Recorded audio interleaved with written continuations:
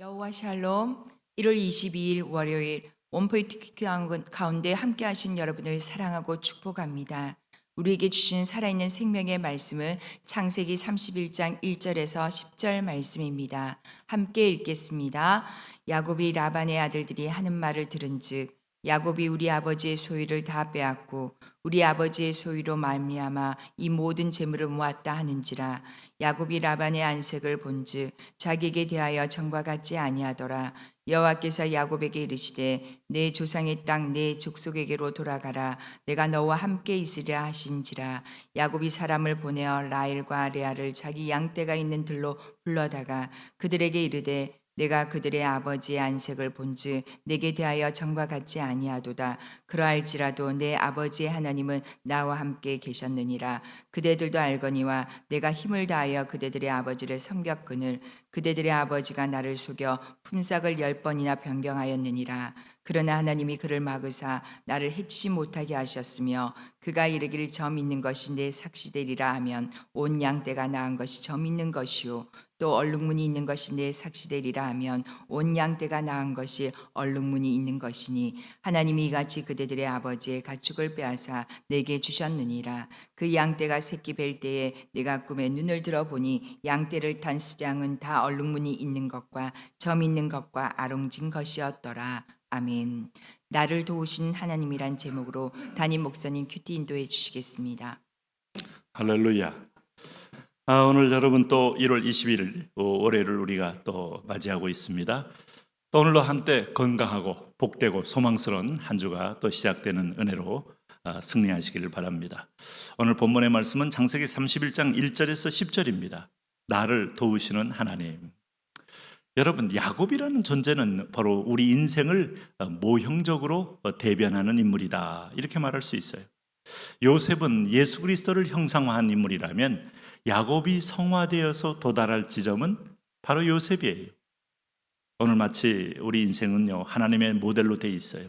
인간은 다 죄인이지만 그 인간이 하나님의 말씀을 전하는 모형, 도구로 사용되고 있다 이 말입니다. 그러므로 성경은 야곱의 일생이 매우 길게 성경은 우리에게 기술해 주고 있어요. 야곱의 어린 시절, 야곱의 어떤 청년 시절, 야곱의 결혼 시절, 야곱의 장년 시절, 야곱의 노년 시절까지 다 인생을 보여주는 이유는 우리가 야곱이거든요. 왜요? 우리가 이스라엘이잖아요. 야곱이 이스라엘이라 했지 않습니까? 그때부터 야곱의 큰 그림 안에 우리가 다 속해 있는 겁니다. 그러면 우리가 야곱처럼 약탈자요, 속이는 자요, 오늘 우리는 자기밖에 모르는 그야말로 욕심장이요, 하나님께서 이사야서에서 야곱에 대하여 이 벌레 같은 야곱아 라고 말했던 것처럼 어떤 면에서 그런 하나님 앞에서도 참 무의미한 존재와 같은 인생이었는지도 모릅니다. 그런 야곱이 불림 받는다는 게 은혜고, 우리가 그렇게 택함 받는다는 게 은혜고, 택함 받은 다음에 하나님은 그대로 두지 않고 훈련시킨다. 자, 지난주 토요일 날도 우리가 훈련에 대해서 배웠죠. 자녀 훈계 훈련. 오늘도 야곱을 훈련하는데, 야곱은 형을 속이고 아버지를 속이고 또 하나님까지도 속이면서 아버지의 축복을 받고 형에게서의 분노를 피하여 도망온 지가 거의 지금 몇 년 됐습니까? 20년 가까이 된 거죠. 그 사이에 라반의 집에 와서 참으로 눈붙일 겨를도 없이 일을 했어요. 일 없이 살던 야곱이 일하는 인간으로 바뀐 거 큰 변화입니다. 네? 인생 그렇게 쉽게만 열리는 법 없어요. 여러분 다 큰 변화예요. 그러면서 그가 도망 나올 때 이 사기꾼 야곱에게 하나님이 일부러 나타나서 나는 너와 함께 하겠다 한 약속을 준 장소가 어디였습니까? 베델이었죠.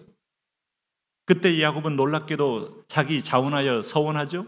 여기서 단을 쌓고 예배를 드리겠습니다. 내가 무사히 돌아오게 하고 내가 많은 양떼와 소떼를 얻게 하시면 그 가운데서 10의 1조를 하나님께 드리겠나이다. 이렇게 신앙 고백을 하고 오는데 야곱이 드디어 때가 찼어요. 오늘 놀랍게도 야곱이 10번이나 오늘 여기 보면은 여기 7절에 그런 말 합니다. 자기 그 두 부인 있잖아요. 레아와 라헬을 불러놔도 놓고 지금 아버지가 없을 때 저 양을 친 들판에다 불러다 놓고 얘기하는 겁니다. 그대들의 아버지가 나를 속여 품삯을 10번이나 변경하였느니라. 그러나 하나님이 그를 막으사 나를 해치지 못하게 하셨으며, 그러니까 뭔가를 줄 듯 하면서도 물론 레아를 주고 라헬을 줬습니다마는 그러나 또 품삯도 주기로 해놓고도 10번이면 이게 만수입니다. 만수. 10번 더 있을 수 있다는 거예요. 여러분 라반은 이 조카를 사랑하는 데 목적이 있는 게 아니고 노동력의 목적이 있잖아요. 노동력 착취. 그래서 결혼시킨 것도 자기 곁에 두면서 레아를 곁에 두고 라헬을 곁에 두면서 함께 온 가족이 노동하게 만드는 그 시정들까지 해서 라반은 그야말로 손에 뭐 정말 땀 안 흘리고 엄청난 이득을 취한 사람 아닙니까? 거기에 야곱이 보통이란 게 아니고 그저 자기가 원하는 여인을 얻기 위해서 성심을 다해 일하는 바람에 라반이 큰 부자가 됐잖아요. 그러면 적당히 나눠줘야죠. 그 공로를 인정해 줘야죠. 그거 주기 싫어하니까 아니 아롱진 걸 얼룩진 걸 자기 아들에게 다 미리 얘기해서 다 뽀빼다가 미리 그날 아침에 먼 들로 나갔지 않습니까? 정말 이렇게 되면 정말 뒤통수에 너무 짜증나고 너무 실증나는 인생이죠. 오늘날 이런 사람은 노동청에 고발도 되고요. 고발도 할 뿐만 아니라 악덕 기업주로 소문이 나게 돼 있어요. 그런 사람인 거죠. 그러니까 다시 말하면 야곱보다 더 속이는 데 능한 사람이다 이 말입니다. 그런데 오늘 이 모든 상황 가운데서 야곱이 묵묵히 뚫어내고 있는 것은 두 여인 때문만은 아닙니다. 놀랍게도 그는 이 말을 합니다. 5절을 보시면 이런 말을 합니다. 그들에게 이르되 내가 그대들의 아버지의 안색을 본즉 내게 대하여 전과 같지 아니하도다. 그러할지라도 내 아버지의 하나님은 나와 함께 계셨느니라. 하나님에 대한 대신 인식이 생겼다는 것. 이게 바로 믿음의 성장이에요. 하나님이 라반보다 커 보이고 하나님이 나보다 커 보일 때 신앙은 성화된 겁니다. 하나님의 환경보다 커 보이고 내가 사랑하는 두 여인보다 커 보이고 자식들보다 커 보이고 오늘 시종들보다 커 보이고 오늘 양떼와 소떼보다 커 보이고 이렇게 되도록 믿음은 성화되어 나가는 거예요. 오늘 여러분 믿음이 자라고 계십니까?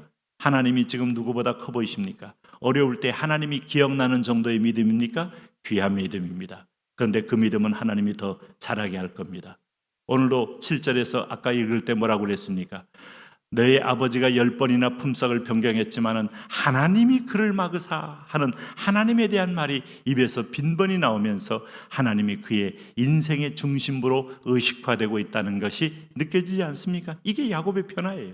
이게 이스라엘 되어가는 과정입니다.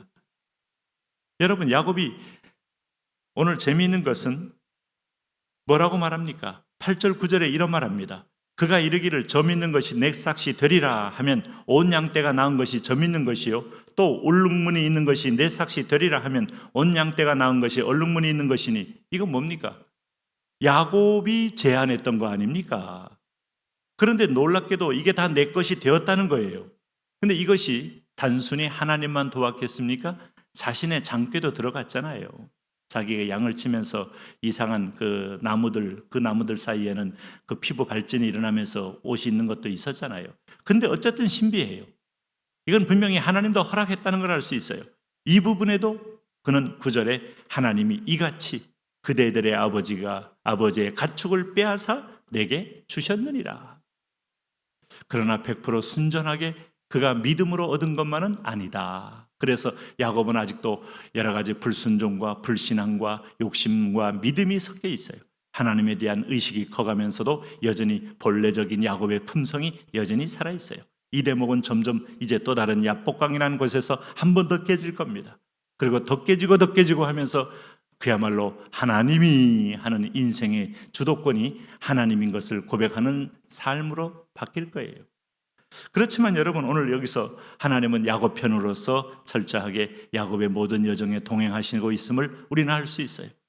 그래서 오늘 그가 고백한 10절 보세요. 그 양떼가 새끼 뵐 때에 내가 꿈에 눈을 들어보니 양떼를 탄 수양은 다 얼룩무늬 있는 것과 점 있는 것과 아롱진 것이었더라 해서 엄청난 자산을 얻게 되니 여러분 욕심 약속으로 약조했던 라반도 그래서 2절에 야곱이 라반의 안색을 본즉 자기에게 대하여 전과 같지 아니하더라. 이 말은 불쾌해서 견딜 수 없고 질투가 나서 견딜 수가 없고 저놈의 것을 어떻게 뺐을까 하는 마음으로 사실은 생명의 위협도 느낄 수 있는 거예요.